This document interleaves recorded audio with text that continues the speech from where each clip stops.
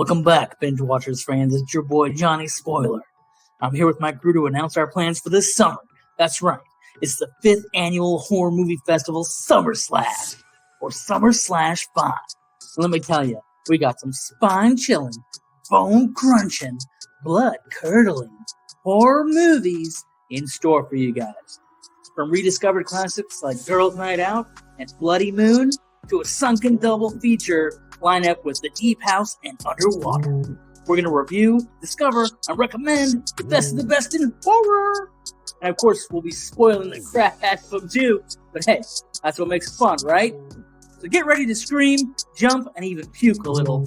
The Summer Slash 5 is coming in hot.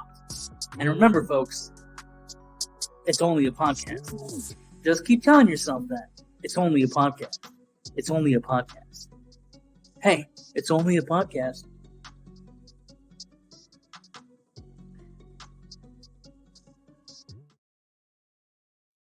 Hey, you know what's funny? When the beat drops in the Summer Slash preview, that's when it feels serious. You know? It gives me chills. I'm like, let's go with the spooky trap. Like, it just gets me so stoked. Yeah, they're loving it on Instagram right now, too, so that's fun. Folks, you've stumbled into a podcast. You've stumbled into Binge-Watchers podcast. Yours truly, Johnny Spoiler, who only spoils the movies that he loves. That's me. That's what I do here. And I'm joined as always by the savage Scream Queen, Jordan Savage, who's so savage, she can review a movie just by looking at the cover, watching the trailer, or just even thinking about it. I'll drop a little thing and say, like, hey, we're about to watch this movie called Bloody Moon. And she'd be like, the moon's just not bloody enough. That's how it works. Like, she's got those skills. But don't ask her to drink under the moonlight, because she might roll down a hill. Yeah, I wish I could turn into, a werewolf or something, but yeah, dive off a hill. Yeah. My co-host actually was injured in real life recently, and I saw a picture of a bruise. I wasn't sure if she was going to get here, but the show must go on. She's here no matter what. That's how savage she is. See, your name works for everything. You really can't stop me. Yeah. I have a Frankenstein leg, but we're here. So. Frankenleg? Yeah. That's like a horror movie for another time. That's like a different movie. It's like they're bolting her back together, folks. Let's see.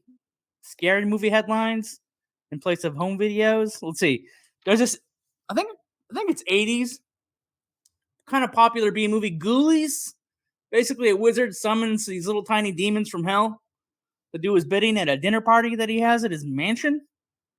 It's quite a classic. They're going to roll out the 4K in September. You ever come across Ghoulies in your movie travels? No, I better watch it before the new one. Add it to the list. Get it on the list. Jordan's never-ending list. Which we should publish somewhere. We should post your list. If you're actually keeping, I don't know if she's actually right. I don't know if she ever actually adds movies to a real list, or if she's BSing all of us. I don't know. Do you ever take notes? I do, but it's never a consistent single list. You probably have 25 different solo movie titles over the last year and a half. So I'm gonna have to go through and start accumulating them in one place. They're adapting more and more. I don't know, children's books or fairy tales into horror movies. So we talked about somebody had adapted the original Winnie the Pooh into a horror movie recently, but now they're doing I feel like there's been probably 10 Sleeping Beauty horror movies already. There's definitely one with I think Sigourney Weaver plays the evil stepmom in a Sleeping Beauty horror movie, and then obviously Red Riding Hood. We have both seen the werewolf Red Riding Hood, right? Yeah. So now they're doing Sleeping Beauty's Massacre. What a title! And then there Cinderella's Curse, which I feel like if you read the fairy tales, obviously the original German fairy tales are really creepy anyway. And I think in the Cinderella, is it one of the stepsisters that breaks her ankle because she can't actually fit the shoe, or she loses her foot gets chopped off because they can't get the slipper off, or something. It's either in Cinderella or one of the others, because a lot of the stories, there's I don't know how many stories, but some of those stories are very similar. There's other princesses in different stories. Yeah, I remember. I feel like there's definitely loss of limbs in those old school like 1600 Brothers Grimm fairy tales. See, now I'm like screwing up history and mythology, so I'm like trying to backtrack on like, yeah, I remember reading these books. What did they say? Anyway, right. I'm here for it though, because already doing all the live actions, like I feel like this could be like, a spooky spinoff of all these movies that we're seeing being remade anyways. Like could be a lot I want more frog themed horror films. And now as I say that, somebody's gonna steal it from me. But I'd like to do, like the Kissing Frog, or like the Prince and the Frog, or like, yeah, there's a thing where the prince is in a frog form, but then the princess kisses him, he turns back into the prince or whatever. But it would be cool to do something with like, yeah, you could like twist it. The princess is trying to look for her prince, and she kisses a frog, and then maybe what comes back to life is like not a prince, something spooky. Yeah. So yeah, it's like an undead frog or something. Yeah. Something that'd be cool. And then there's like, we had mentioned that they were getting ready to do Insidious 5. They're gonna drop that this year, but then like they're doing like Insidious spin-offs now, like how they do the Conjuring spin-offs. But Mandy Moore, who I feel like hasn't been in a movie in like a decade, oh my goodness, is playing the wife of the comedian Kumail Nanjiani in a movie called Thread, an Insidious Tale. So they even snuck like Insidious into the subtitle, like, just by the way, we want to let you know what a series it's a part of. But I guess it's one of the very few time travel horror movies. Like there's a Time to Kill. I think no, Time to Kill is a drama. Never mind. Sorry, folks. Scratch that from the memory. That's a Matthew McConaughey, Samuel L. Jackson. That's like a straight up drama adapted from a John Grisham novel. Is it John Grisham? Anyway, it's one of those lawyer writers. But that's a hardcore drama. That's completely different. From Time to Time. That's what it is. It's like that movie has the guy who wrote the H.G. Wells Time Machine. This is like 70s. So he chases Jack the Ripper through time in a horror movie. Well, I don't know if it's a horror movie. It's still a drama, but it Killer Through Time anyway. And then obviously there's Happy Death Day, which is like repeating the day, Groundhog Day, but the horror movie version. So anyway, I'm saying it's not an overused subgenre. There's not a lot of time travel or time manipulated horror movies. So anyway, Thread is supposed to be another one of those where the daughter is dead or something, and they're like undoing the death, but then that causes all these other problems. It would be interesting if you undid one death and then it causes like 10 other deaths or something. I'm sure that's the way they're gonna go. Yeah, I'm here for it. Listen, friends, it's easy for a podcaster to say like, "Oh, I got a big mouth." You know why? Because podcasters talk for a living. The big mouth that comes with the territory. However, I was taught that you don't run your big mouth about your legal problems on the air. Why do I know this? Because I had representation for my injuries. If you're ever injured, you can check out Morgan & Morgan. Morgan & Morgan is America's largest injury law firm. They have over 100 offices nationwide and more than 800 lawyers. With over $15 billion recovered for clients, Morgan & Morgan has a proven track record of fighting to get your full and fair compensation. Submitting an injury claim with Morgan & Morgan is so easy. It's more like using an app than hiring a lawyer. Submitting the claim to Morgan & Morgan is as easy as apple pie, baby. It's as easy as pretending you didn't see that 5 p.m. email from your boss. With Morgan & Morgan, submitting a claim is as easy as hitting that snooze button on the alarm for the 8th time. Submitting a claim for Morgan & Morgan is as easy as swiping right on a dating app. Or it's as easy as kicking your friend off an Android chat once you see their text bubble come up green. If you're ever injured, you can check out Morgan & Morgan. For more information, go to forthepeople.com/binge or dial pound law, pound 529 from your cell phone. That's forthepeople.com/binge or pound law, pound 529 from your cell. Let's see. Tonight's movie is called Bloody Moon. In this 80s horror flick, their young women are getting hunted down and killed at this language school in Spain. It's basically, if anybody wants to learn Spanish language, they go to this villa. It looks like it's kind of like they're vacationing while also learning. They're staying at a Spanish villa owned by the people that own the school that teaches them how to speak Spanish. And then there's a killer on the loose, and it gets worse. But then I feel like, all right, early. It's not my favorite bit. It's not the rating, but I just got to put it out there. The third act, it kind of turns into a Lifetime movie.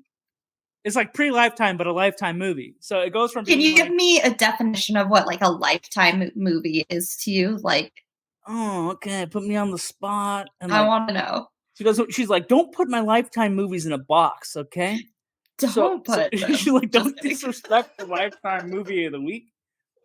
So a Lifetime movie is a exaggerated psychological thriller, paint by numbers, usually a relationship drama.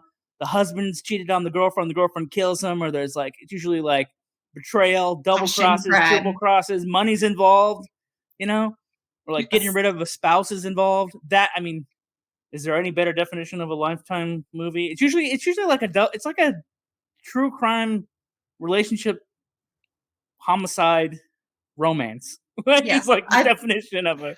I love the paint by numbers part. I was like, okay, that paints a clear picture for me. So yeah, well, clearly, paint by numbers is exactly right, because Hallmark can make a Christmas movie. We know what we're gonna get. Right. Lifetime can make a drama or a thriller. We know what we're getting. Yeah, it follows a pattern. It's a very clear, established pattern. The zhuzh, yeah. Wow, I really felt pressured to define what a Lifetime. She hit me hard on that one. Like, maybe it's because I shared that she fell down a hill. Like, sabotage. In 20 minutes, John, I'm going to throw it back in your face. You're going to have to tell the whole world what you think a Lifetime Channel movie is. What is a Lifetime Channel movie? You're not wrong about the third act, so. Yeah, this movie slips from a slasher into literally Lifetime Channel.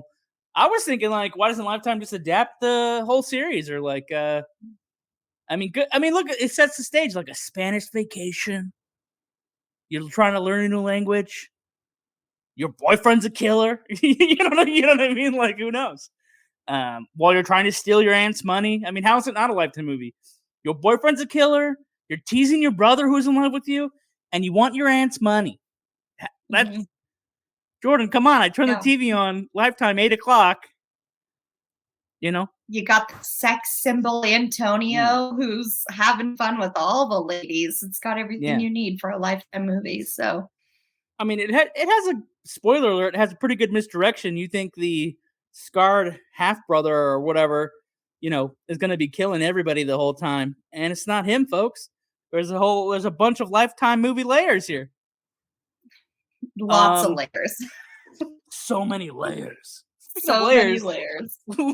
Let's go ahead. Let's roll right into our favorite bits, or our favorite thrills, or our favorite kills from Bloody Moon.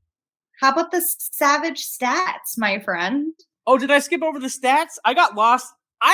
We did. I got lost on this Lifetime movie of the week tangent, so we'll back up.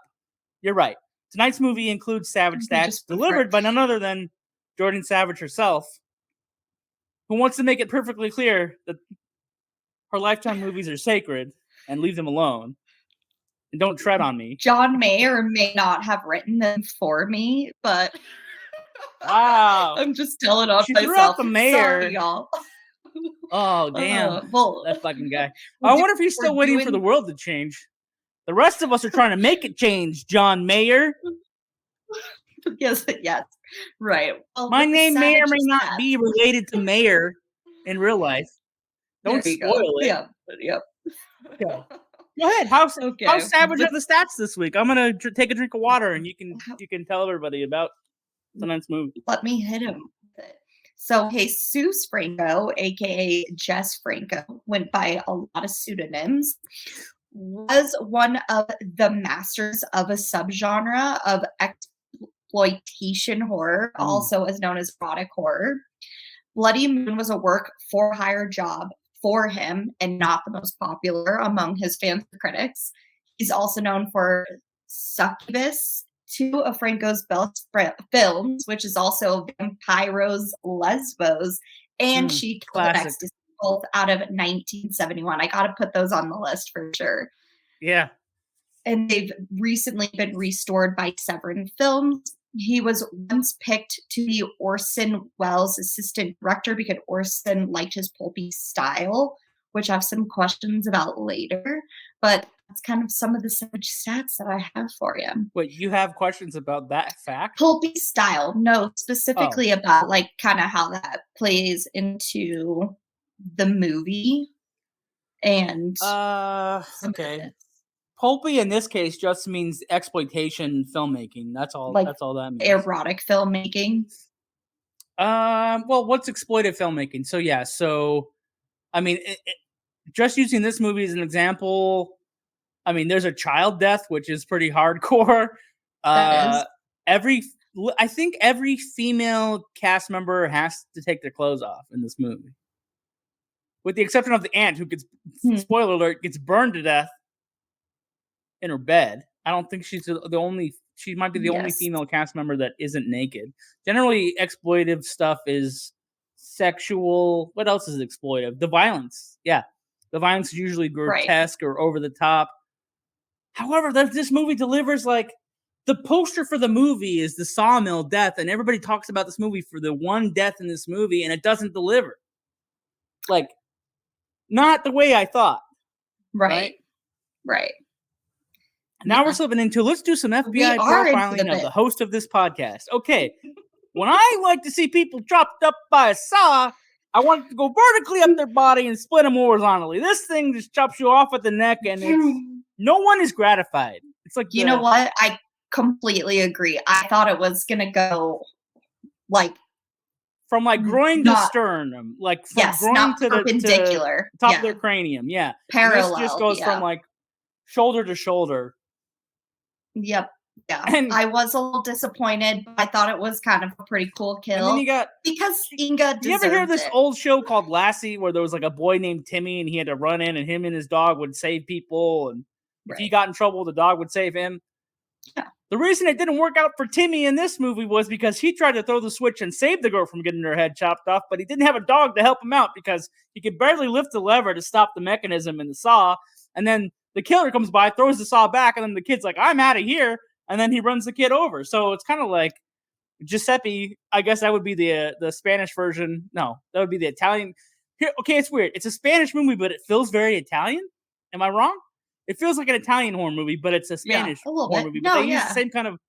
The reason I think it's Italian is, like, in the 70s, horror movies used wax figures as some of the grotesque body parts or whatever. So they clearly use wax at a couple times in this movie. Like, when the head gets cut off, it goes to wax. Yes. When the first murder, even the first kill, is a wax torso, and it's clearly a wax torso. So it's not even like they made it dark and suggestive. It was like, it's so bright. It's clearly not a person being murdered. It's a wax doll.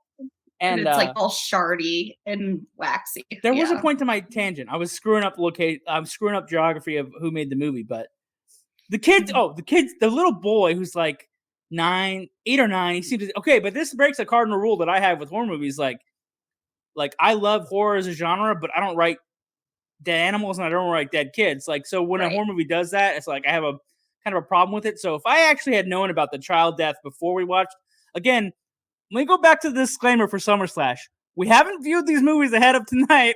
We don't know what to expect. So first time for both of us watching it. If I had known that, I probably would have swapped it out for something else. But that's personal bias. I completely forgot about the kid being ran over until you mentioned it, because I totally thought he thwarted. I was like, oh, what the heck? Like, this little kid comes in and he thwarts the villain just by kicking him in the shin and then running away. That's the thing about this movie. Like, it doesn't ever address things that happen, except for one character is trying to convince the other characters, and you think she's going to be the final girl. She's trying to convince the other people at the resort or whatever, at the school, whatever. It's like a group of friends. It feels more like they're on a vacation than they're actually attending class to learn something. But she's trying to tell them what's happening, and the rest of them are like all lackadaisical, like, oh, so there's a killer in the bushes. You know what? I'm still on my fancy Spanish vacation. I can't stop to care. Right. Oh, and then the girl who actually gets decapitated, you feel bad for her because she just wants to hook up or something, and she doesn't actually break any horror movie rules. Actually, she pretends to have sex with somebody in her little villa to impress the other girls because she doesn't want to be the last virgin or something. But then she didn't do anything. She like did the least wrong, and she loses her head over the whole thing. She just wanted it so bad though, which is like what kind of annoyed me about her. That's like her character is being built around the fact that she like wants to hook up with Antonio or any of the guys so bad that she's like going out of her way at all costs to make the girls a little jealous. That whole scene made me laugh so hard though, because she's like jumping on the bed and making all the sounds, and the girls are running around the villa to see if they can catch her in the act, and they find out that she's faking it. But that actually kind of was tied into one of my favorite bits, is like one of the kills. This is always kind of weird because you're talking about your favorite bits. In this case, it's always kind of like the kills. Was the breast stabbing, and they kind of like, I like how it was in this case, the gift that keeps on giving throughout the movie, because you see the kill and then you're starting to think that the main girl's crazy because the body's gone.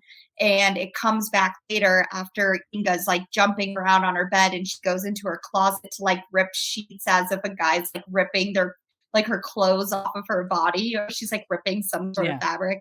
And then the closet swings open and then you see the breast stabbed girl like hanging up, and it kind of gets incorporated. You're identifying the damage. It's just it's like.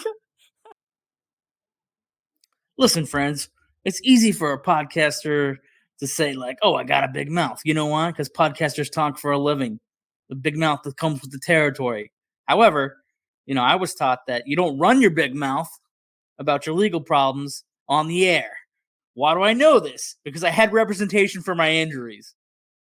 If you're ever injured, you can check out Morgan & Morgan. Morgan & Morgan is America's largest injury law firm. They have over 100 offices nationwide and more than 800 lawyers. With over $15 billion recovered for clients, Morgan & Morgan has a proven track record of fighting to get your full and fair compensation. Submitting an injury claim with Morgan & Morgan is so easy. It's more like using an app than hiring a lawyer. Submitting a claim to Morgan & Morgan is as easy as apple pie, baby. It's as easy as pretending you didn't see that 5 p.m. email from your boss. With Morgan & Morgan, submitting a claim is as easy as hitting that snooze button on the alarm for the 8th time. Submitting a claim for Morgan & Morgan is as easy as swiping right on a dating app.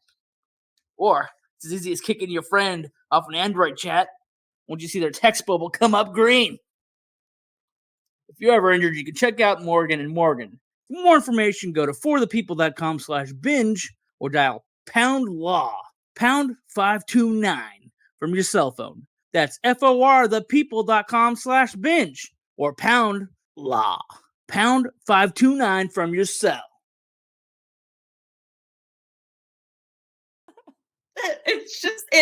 It's I don't know. It just is like, I thought that was, definitely quite an interesting one. At the beginning of the movie, they immediately set a creepy tone because the first couple scenes were dark at nighttime at a party, and we had the music, and literally the bloody moon was in the sky. And then I wrote down, here's a good line: Miguel, get your eyes off your sister. I'm like, oh, it's a twisted sibling movie. All right. I thought that was a great line.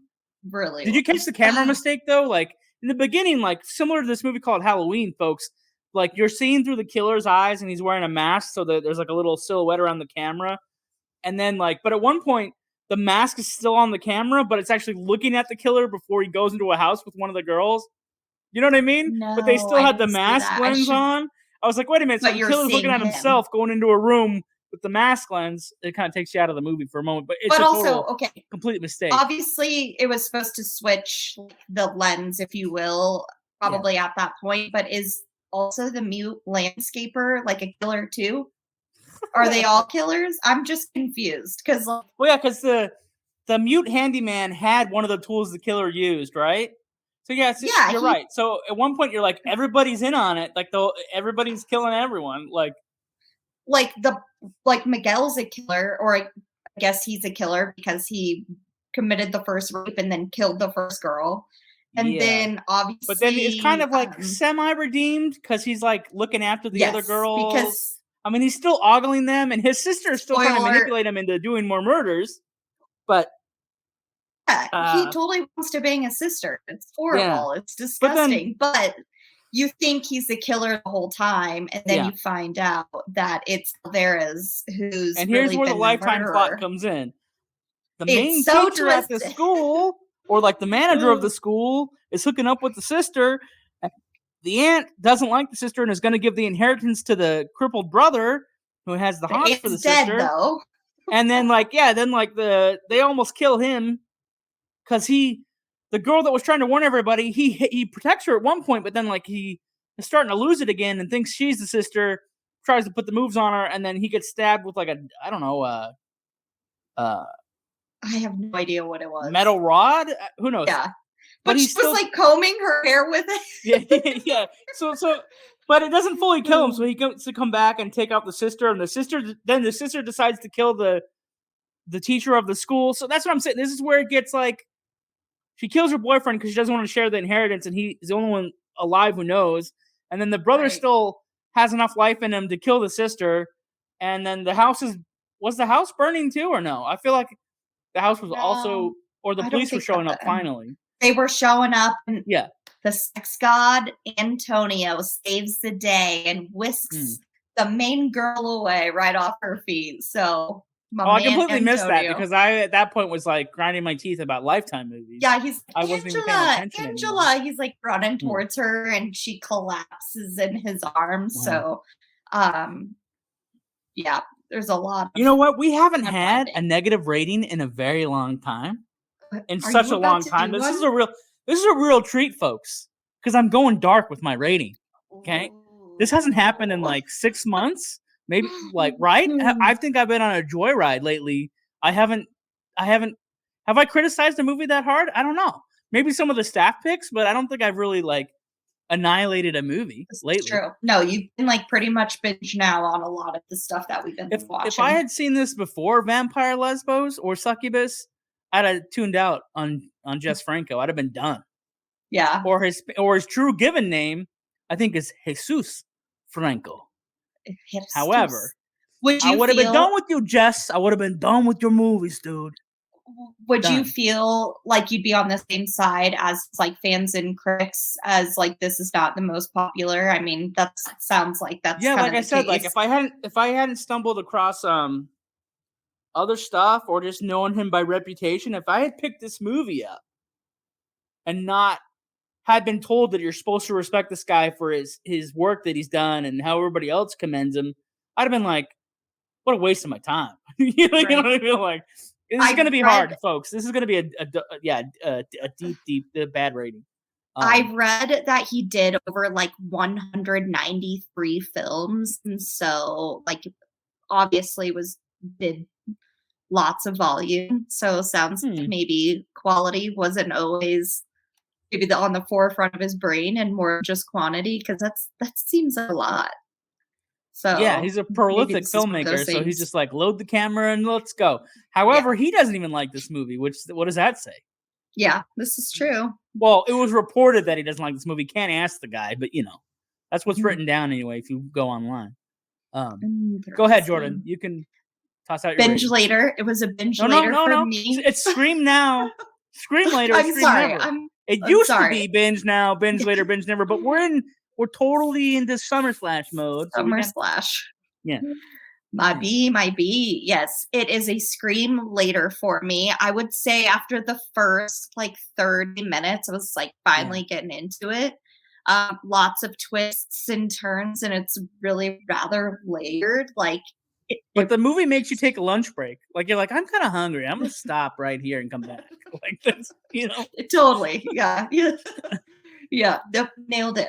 Perfect. Yeah. What do you rate it? Scream never. You're not gonna scream. You're not gonna enjoy the time. You can't get it back. I felt bad that I made Jordan watch this movie. So go ahead, people. Tell me what you think. If you're a champion, no one's gonna be a champion. No one's gonna champion this movie. But if you disagree, go ahead and let me know. But no. Scream never. But Jordan wants to reintroduce the standard rating that we have. But Well, patented trademark rating, folks. Binge now, binge later, binge never. It's still don't ever watch this. Don't. Enjoy the podcast about it. Totally enjoy Summer Slash episode 2, 2023, episode 5, or year 5.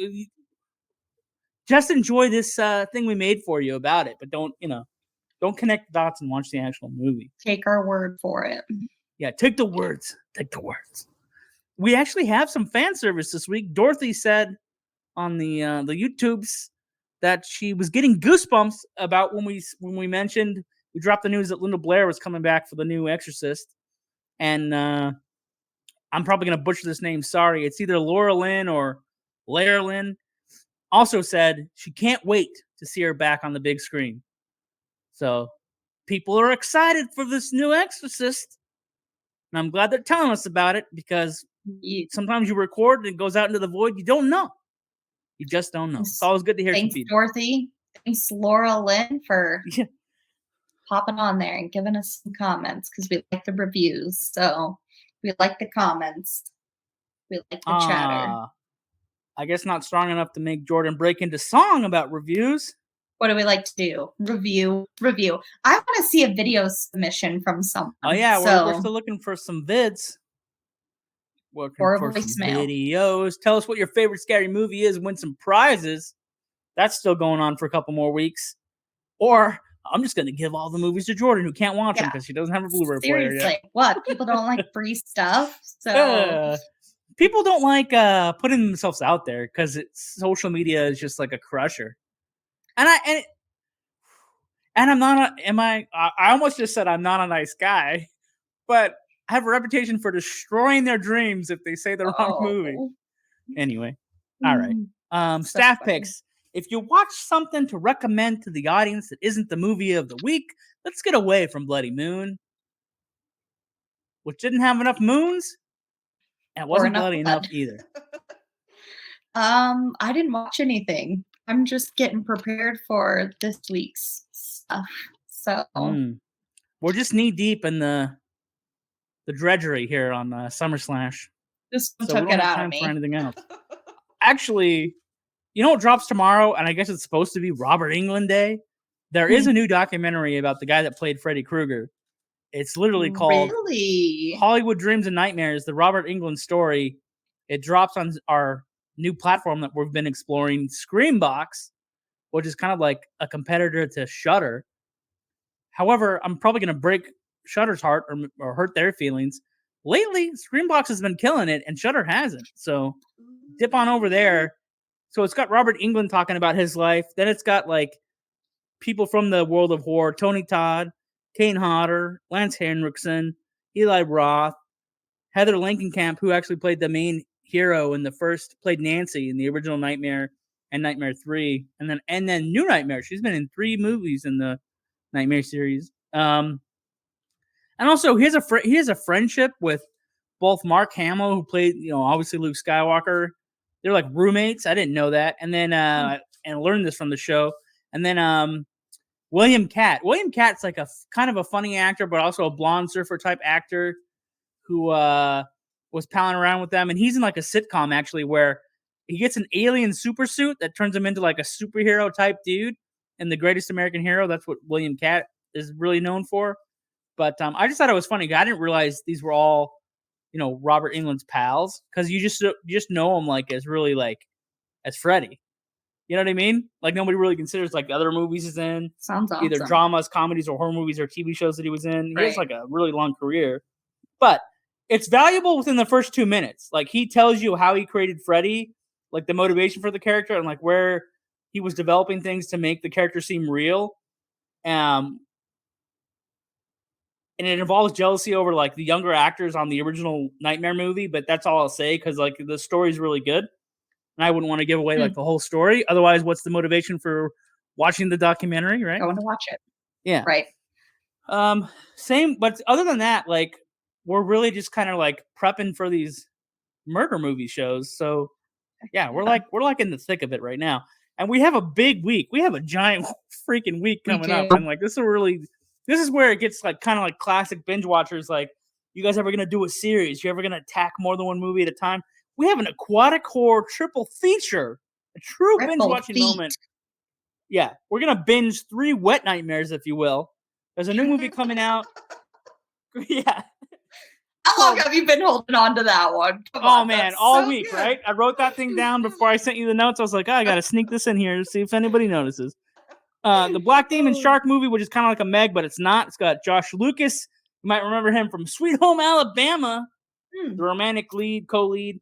And also, he played the record executive producer at Sun Records, working with freaking Elvis and Johnny Cash in the Johnny Cash Story movie, with Joaquin Phoenix. He's a good actor. Let's see what he does against the killer shark. And then we're going to Back to the Deep House, which is one of my found footage horror movies that I love. And we'll see. I want to see what Jordan's thoughts are on this movie. And It's basically a haunted house movie, but underwater. So we're going to go diving with that one. And then there's literally a movie called Underwater, which is kind of like Lovecraftian, more monster related, but has the girl from Twilight. I hate even saying Twilight out loud, but yeah, she's in Twilight. Okay. She's in other things. What else is she in? 6 in Twilight the company movies. Of me. It's okay to say Twilight. Okay, well.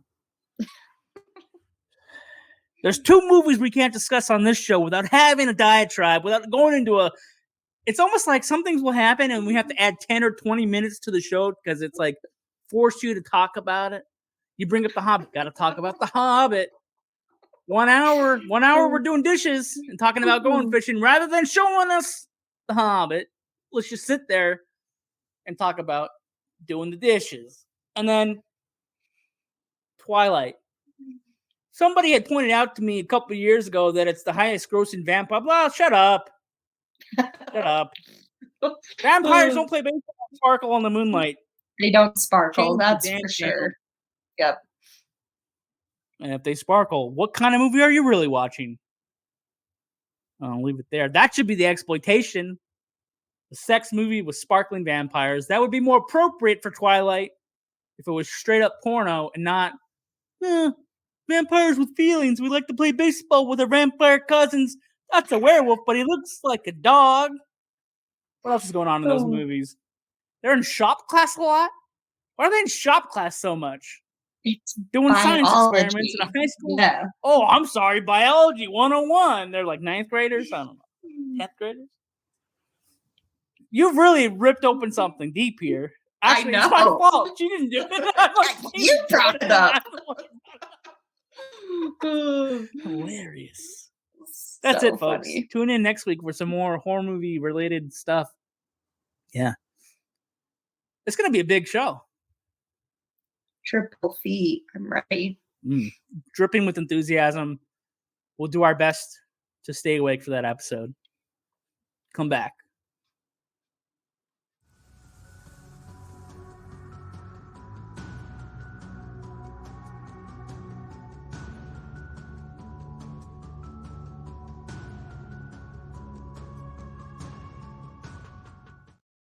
Want to toot our own horn here, but I think we're crushing it with the comedy lately. I think we're putting in quality shows.